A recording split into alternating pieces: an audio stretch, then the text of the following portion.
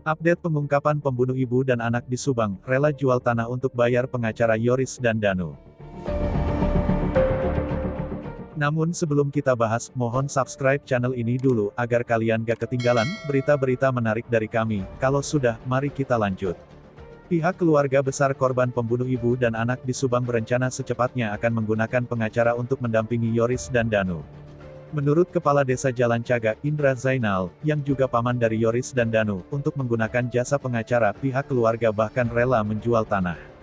Baik Yoris maupun istrinya, Yanti, berharap kepolisian segera mengungkap pelaku pembunuh ibu dan anak di Subang, karena membuat mereka dan keluarga tidak tenang.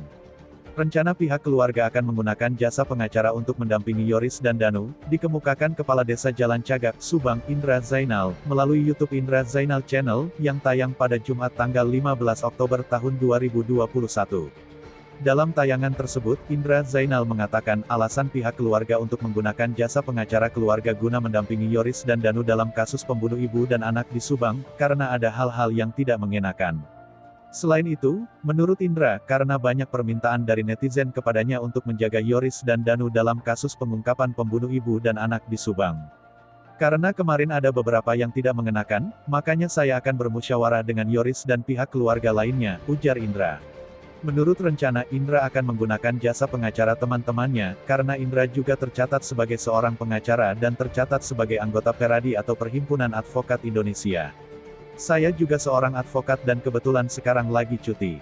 Jadi nanti akan menggunakan teman-teman saya untuk mendampingi Yoris dan Danu, tutur Indra sambil memperlihatkan kartu anggota Peradi atas namanya.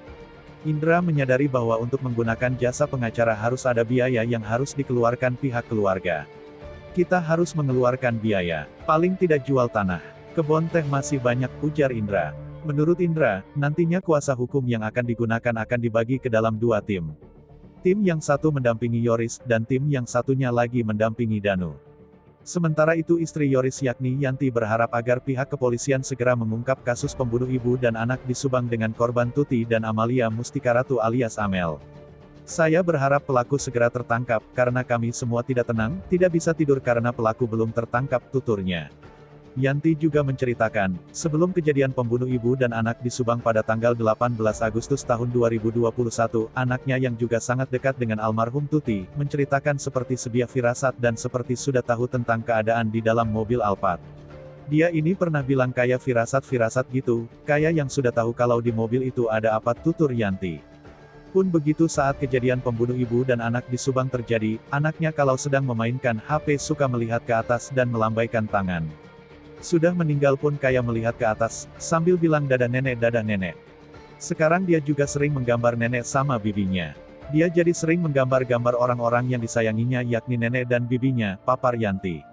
Seperti diketahui, kasus pembunuh ibu dan anak di Subang yang menggegerkan itu terjadi pada tanggal 18 Agustus tahun 2021, dan polisi menetapkan sejumlah orang dekat korban jadi saksi kasus tersebut. Mereka adalah Yosef istri dan ayah korban, Minin istri muda Yosef, Yoris anak dan kakak korban, serta Danu sepupu korban. Yosef dan Mimin sendiri sejak awal sudah didampingi kuasa hukum, sementara Yoris dan Danu belum.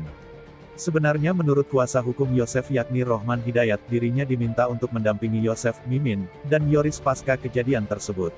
Namun, Yoris menolaknya. Seperti diketahui, kasus pembunuh ibu dan anak di Subang yang menggegerkan itu terjadi pada tanggal 18 Agustus tahun 2021, dan polisi menetapkan sejumlah orang dekat korban jadi saksi kasus tersebut. Gimana menurut kalian?